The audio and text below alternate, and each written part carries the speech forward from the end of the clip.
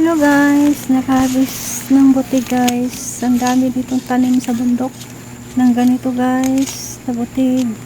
Yun, masarap ihalo ito sa gulay guys. At saka yung nilagang manok guys, masarap itong butig. Iwan ko lang anong pangalan nito sa Tagalog, sa Bisaya ay butig ito guys.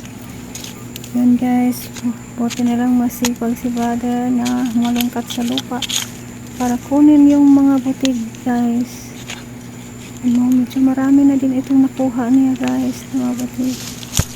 Medyo matigas pa rin ang lupa, kayun hinila ang butig. Yan, nakakuha na ang mga butig sa ilalim sa lupa. Hinukay-hukay pa ni brother guys kasi medyo marami pa na sa ilalim na butig. Yan guys, marami na ang nakuha.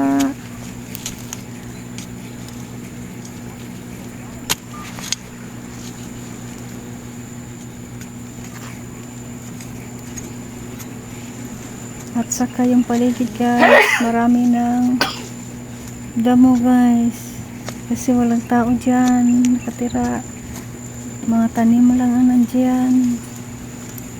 Saka ang dami nahukay na butig. Thank you for watching. Bye bye guys.